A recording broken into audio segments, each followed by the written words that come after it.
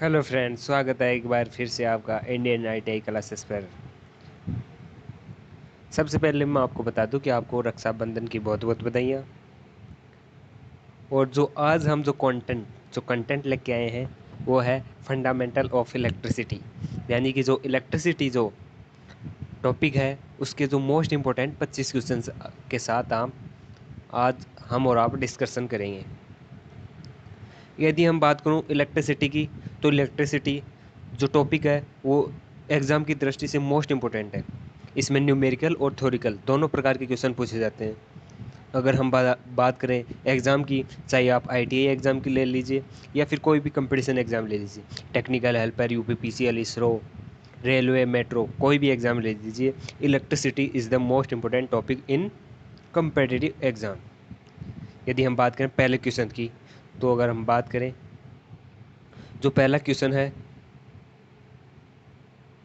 से स्टार्ट करने से पहले मैं आपको बता दूं कि आपको जो यहाँ पे पीडीएफ दिख रही है वो काफ़ी, जो इसकी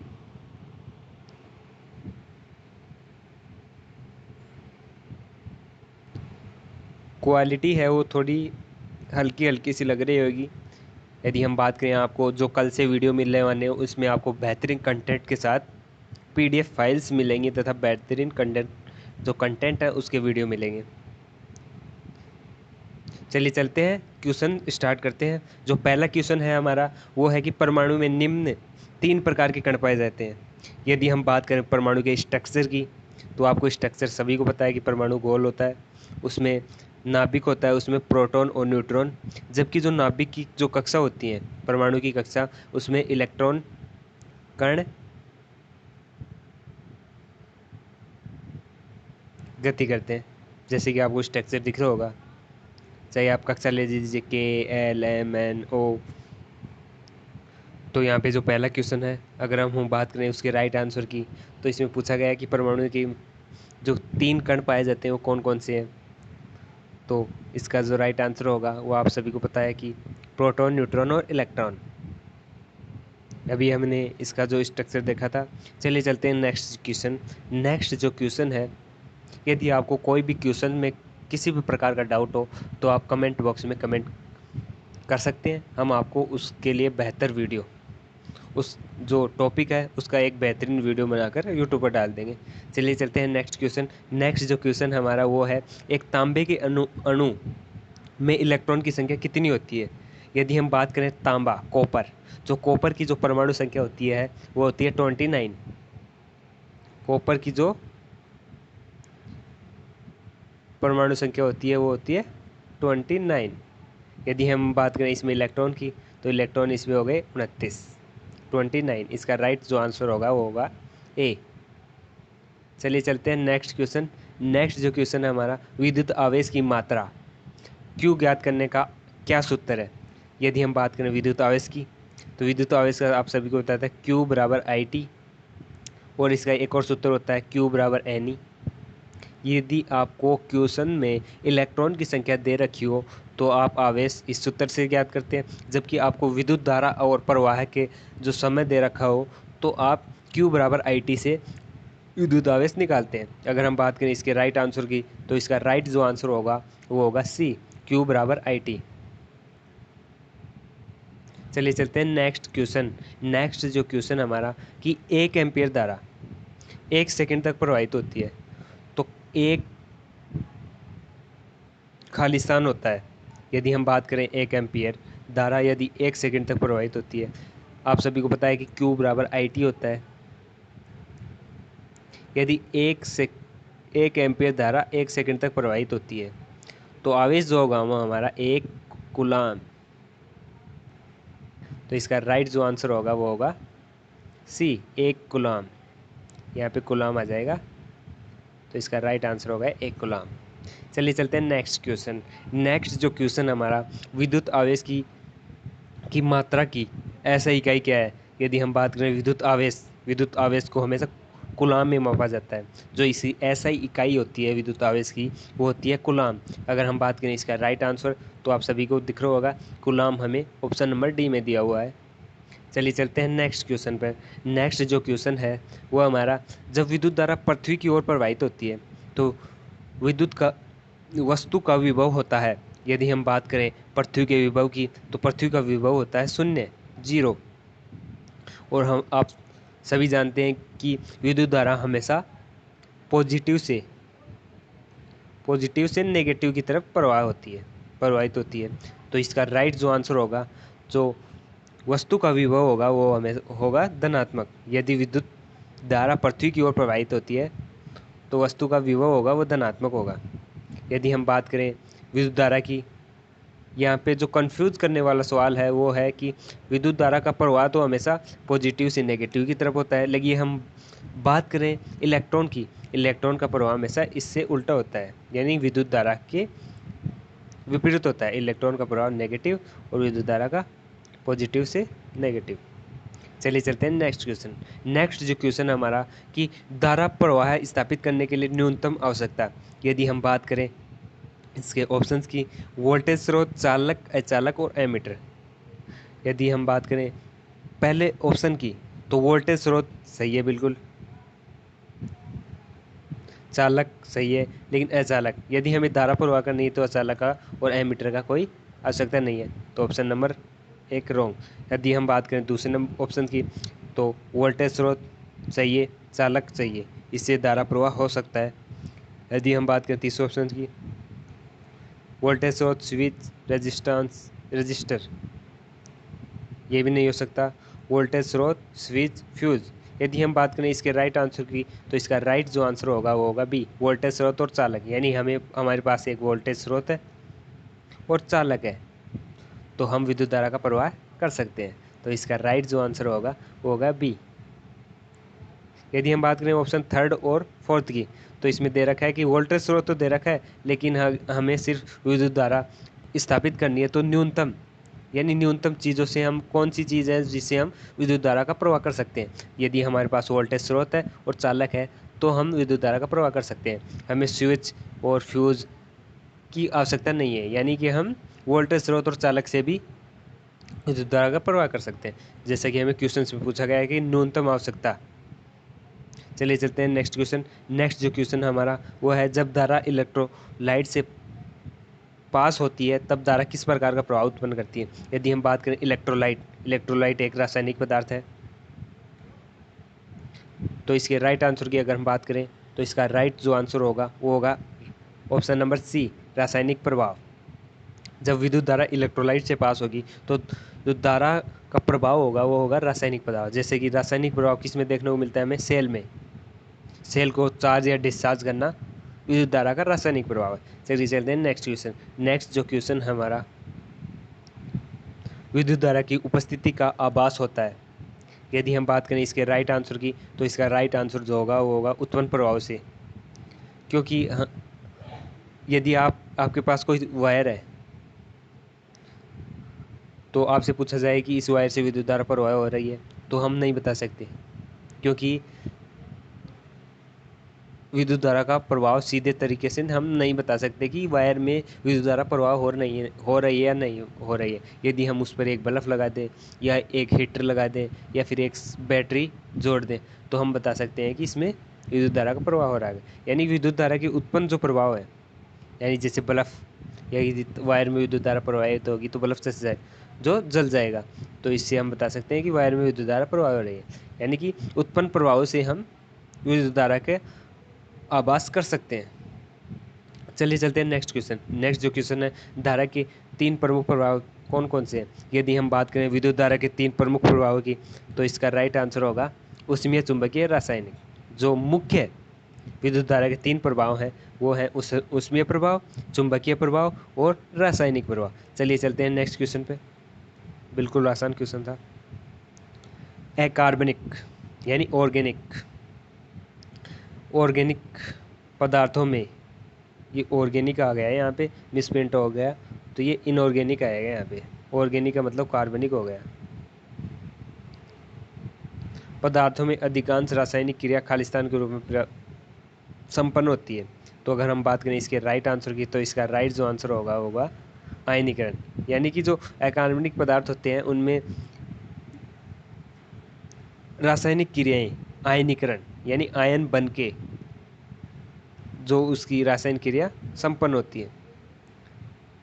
चलिए चलते हैं नेक्स्ट क्वेश्चन पर। नेक्स्ट जो क्वेश्चन है हमारा, जब धारा एक चालक से प्रवाहित होती है तो वह तप्त हो जाता है, इस प्रभाव को क्या कहते हैं?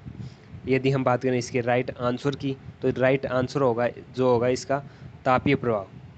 यदि कोई वायर में विद्युत धारा प्रवाहित होती है और वह गर्म हो जाता है तो इस प्रभाव को विद्युत धारा का तापीय प्रभाव बोलते हैं। जैसे आपने हीटर देखा होगा, हीटर में यदि विद्युत धारा हम प्रवाहित करते हैं स्प्रिंग में तो वह गर्म हो जाती है, तो विद्युत धारा के इस प्रभाव को कहते हैं तापीय प्रभाव। चलिए चलते हैं नेक्स्ट क्वेश्चन। नेक्स्ट जो क्वेश्चन है हमारा वो है कि स्पाइरल वाउंड कुंडली में जब धारा प्रवाहित होती है तो वह किस प्रकार की विद्युत धारा का प्रभाव उत्पन्न करती है? जो स्पाइरल वाउंड कुंडली है, यदि उसमें विद्युत धारा प्रवाह होगी तो विद्युत धारा का चुंबकीय प्रभाव उत्पन्न होगा, क्योंकि स्पाइरल वाउंड कुंडली में विद्युत धारा जब फ्लो करेगी तो वह चुंबकीय प्रभाव उत्पन्न करेगी। तो विद्युत धारा के इस प्रभाव को क्या बोलते हैं? चुंबकीय प्रभाव। जो इसका राइट आंसर होगा चुंबकीय प्रभाव। चलिए चलते हैं नेक्स्ट क्वेश्चन। नेक्स्ट जो क्वेश्चन हमारा वो है कि सूची ए का सूची बी से यानी सूची सेकंड से मिलान कीजिए। यदि हम बात करें सूची ए की, तो इसमें प्रभाव दे रखे हैं उष्मीय, चुंबकीय, रासायनिक और एक्स किरणें। यदि हम बात करें सूची बी की, तो सूची बी में कि जो इसके प्रभाव हैं उनको सूची बी से मिलान करना है। विद्युत पंखा, बल्ब, हड्डियों का छायाचित्र, विद्युत लेपन।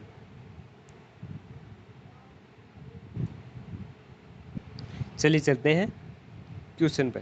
जो पहला है उष्मीय प्रभाव कौन सा है? यदि हम बात करें उष्मीय प्रभाव की, तो बल्ब मिलान कर देते हैं, यानी कि उष्मीय प्रभाव यदि हम विद्युत धारा प्रवाहित करते हैं तो बल्ब फ्लो करता है, यानी कि ऊष्मा उत्पन्न करता है। तो इसका उष्मीय प्रभाव का उदाहरण हो गया बल्ब। चुंबकीय प्रभाव की बात करें तो विद्युत पंखे में कुंडलियां बनी होती हैं जिससे विद्युत चुंबक बनता है और पंखा घूमता है। तो जो चुंबकीय प्रभाव हो गया वो हो गया विद्युत पंखा। अगर रासायनिक प्रभाव की बात करें तो विद्युत लेपन से बहुत से पदार्थों पर, ये थोड़ा मिस्टेक हो गया, चल नहीं रहा।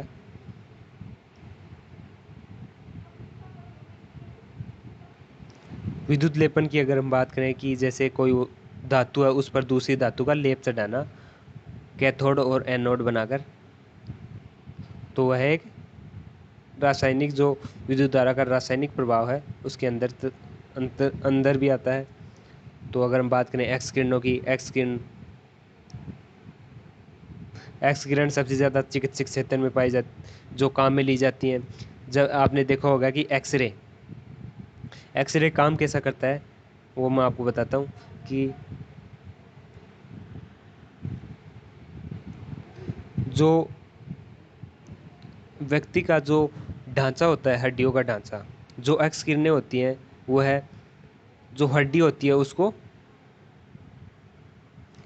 पार नहीं कर सकती हैं। हार्ड, जिसे हम बोलते हैं हार्ड, कैल्शियम से बने होते हैं।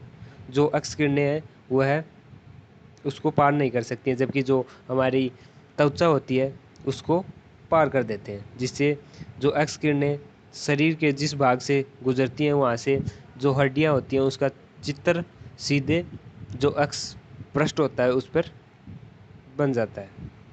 चलिए चलते हैं इसके राइट आंसर की बात करते हैं। तो उसी में प्रभाव बल्ब, चुंबकीय प्रभाव विद्युत पंखा, रासायनिक प्रभाव विद्युत लेपन और एक्स किरणें हड्डियों का छायाचित्र। यदि हम बात करें राइट जो आंसर है इसका, तो उसमें प्रभाव ए में सेकंड, नीचे आते हैं ए में सेकंड, थर्ड, फोर्थ, इसका राइट आंसर होगा वो होगा डी। चलिए चलते हैं नेक्स्ट क्वेश्चन। नेक्स्ट जो क्वेश्चन हमारा कि किसी चालक के अनुप्रस्थ काट से होकर 1 सेकंड में 1 एम्पीयर धारा के प्रवाह होने पर कितने इलेक्ट्रॉन प्रवाहित होते हैं। यदि हम बात करें, यदि 1 सेकंड में और 1 एम्पीयर धारा प्रवाहित होती है तो उस आवेश को एक कूलम्ब कहते हैं। ये हमने पढ़ा था पिछले क्वेश्चन में। यदि हम बात करें कितने इलेक्ट्रॉन प्रवाहित होंगे, यदि 1 कूलम्ब आवेश की अगर हम बात करें तो Q बराबर N ही होता है। यदि हम बात करें नंबर ऑफ इलेक्ट्रॉन की संख्या की, तो Q बराबर N ही, और N इलेक्ट्रॉन की संख्या ज्ञात करनी है तो N बराबर Q अपॉन E। E की हम बात करें तो 1 कूलम्ब आवेश, और इलेक्ट्रॉन का जो आवेश होता है वो होता है 1.6 गुणा 10⁻⁻19 कूलम्ब। तो अगर हम इसमें भाग देते हैं तो हमारे पास होता है 0.624 इंटू 10⁻⁻19 इलेक्ट्रॉन। यदि हम यहाँ से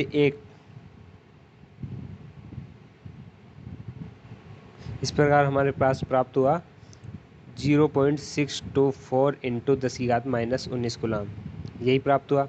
यदि हम ऑप्शन पे जाएं तो यह है ऑप्शन जैसा कि हमें दिख रहा है 6.24 इंटू 10⁻18। ये थोड़ा मिसप्रिंट हो गया है, यहाँ पे नेगेटिव आएगा। चलिए चलते हैं नेक्स्ट क्वेश्चन। नेक्स्ट जो क्वेश्चन हमारा कि न्यूनतम 1 इलेक्ट्रॉन किस पदार्थ के परमाणु में होता है। जो 1 इलेक्ट्रॉन की अगर हम बात करें तो हाइड्रोजन में 1 इलेक्ट्रॉन, हाइड्रोजन का परमाणु क्रमांक 1, तो इसमें इलेक्ट्रॉन की संख्या 1 पाई जाती है।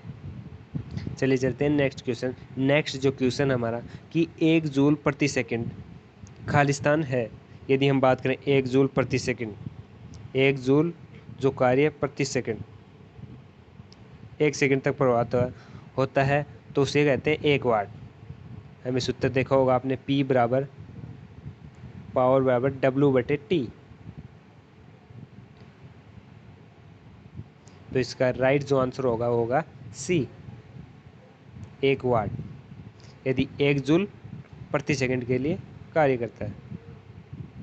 चलिए चलते हैं नेक्स्ट क्वेश्चन। नेक्स्ट जो क्वेश्चन हमारा अंतर्राष्ट्रीय पद्धति में ऊष्मा की इकाई को खालिस्तान में व्यक्त किया जाता है। यदि हम बात करें अंतर्राष्ट्रीय पद्धति की, तो अंतर्राष्ट्रीय पद्धति में ऊष्मा की जो इकाई होती है वो होती है कैलोरी। चलिए चलते हैं नेक्स्ट क्वेश्चन। नेक्स्ट जो क्वेश्चन हमारा वो है 19, बस बार में प्रयुक्त की जाने वाली धातु है। तो बस बार की अगर हम बात करें तो बस बार की में प्रयुक्त की जाने वाली धातु होती है वो होती है कठोर खींचा तांबा।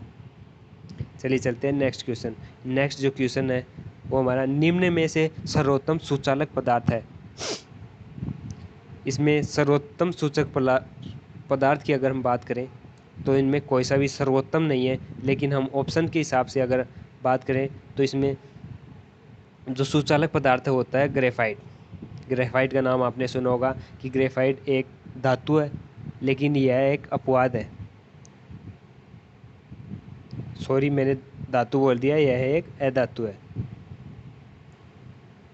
लेकिन यह एक अपवाद है कि सभी जो अधातु होती हैं वो विद्युत की कुचालक होती हैं, लेकिन ग्रेफाइट एक ऐसा अधातु है जो विद्युत की सुचालक होती है। यह एक अपवाद है। अगर हम बात करें इस जो क्वेश्चन की कि निम्न में से सर्वोत्तम सुचालक पदार्थ कौन सा है, तो सुचालक जो पदार्थ होता है वो होता है ग्रेफाइट। चलिए चलते हैं नेक्स्ट क्वेश्चन। नेक्स्ट जो क्वेश्चन है निम्न में से कौन सा पदार्थ अचालक नहीं है। अचालक की अगर हम बात करें तो बेकेलाइट, रबड़ और माइका तीनों अचालक है। यदि हम बात करें नहीं की तो कार्बन क्या होता है, चालक होता है। तो इसका राइट जो आंसर होगा वो होगा कार्बन। चलिए चलते हैं नेक्स्ट क्वेश्चन। नेक्स्ट क्वेश्चन हमारा निम्न में से कौन सा पदार्थ अचालक नहीं है। अचालक नहीं है अगर हम बात करें इसके राइट ऑप्शन की तो राइट ऑप्शन होगा शीशा। शीशा होता है वो चालक होता है। एवोनाइट, कांच और मार्बल तीनों अचालक है। चलिए चलते हैं नेक्स्ट क्वेश्चन। नेक्स्ट क्वेश्चन है तांबा एक धातु होती है। सभी को पता है कि तांबा एक चालक धातु होती है। तो इसका राइट जो आंसर हो गया वो हो गया ए, चालक। चलिए चलते हैं नेक्स्ट क्वेश्चन। नेक्स्ट क्वेश्चन हमारा, विद्युतीय चालक पदार्थ इनमें से कौन सा एक नहीं है?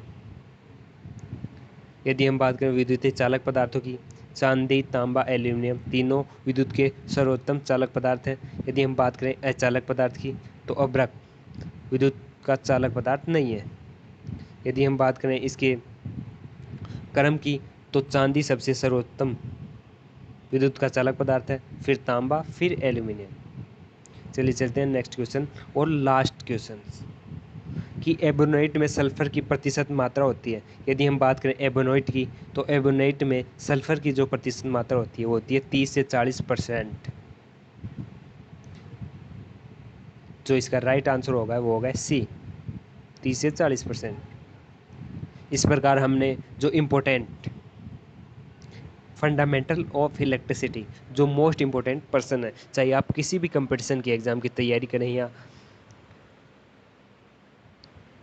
आप ऐसा मान लीजिए कि यदि आप एक टेक्निकल टेक्निकल की तैयारी कर रहे हैं, तो यह आपके लिए मोस्ट इम्पोर्टेंट टॉपिक है। इस टॉपिक से आपको हर एग्ज़ाम में, किसी भी तरह की एग्ज़ाम हो, हर एग्ज़ाम में क्वेश्चन पूछा जाएगा, चाहे वह इंटरव्यू हो या फिर कोई भी जो लिखित परीक्षा हो उसमें मिल सकता है। एक क्वेश्चन तो अवश्य मिलेगा। तो एग्ज़ाम की दृष्टि से मोस्ट इम्पोर्टेंट क्वेश्चन है। यदि आपको ऐसे क्वेश्चन और चाहिए तो आप हमको कमेंट बॉक्स में कमेंट कर सकते हैं। यदि हम बात करें यूट्यूब कंटेंट की, तो आपको कल से जो बेहतरीन कंटेंट के साथ वीडियो मिलेगी। जुड़े रहें हमारे यूट्यूब जो चैनल है इंडियन आईटीआई क्लासेस पर। आईटीआई से रिलेटेड जो जॉब रिलेटेड खबर हो या फिर आईटीआई रिलेटेड अपडेट हो, सबसे पहले पाने के लिए Indian ITI classes YouTube channel को सब्सक्राइब करें, जुड़े रहें। मिलता हूँ आपको एक बेहतरीन वीडियो के साथ। धन्यवाद। जय हिंद, जय भारत। यदि आप हमारे टेलीग्राम ग्रुप से जुड़ना चाहते हैं, यदि आपको वीडियो की पीडीएफ चाहिए, तो आप वीडियो के डिस्क्रिप्शन में जाकर टेलीग्राम ग्रुप को ज्वाइन कर सकते हैं। और यूट्यूब का जो बेल आइकन है उसको दबाना ना भूलें, क्योंकि जो हमारी नेक्स्ट वीडियो आने वाली है उससे पहले आपको, जो वीडियो के अपलोड होते ही आपको उसका नोटिफिकेशन मिल जाएगा। चलिए चलता हूँ और मिलता हूँ आपको बेहतरीन वीडियो के साथ।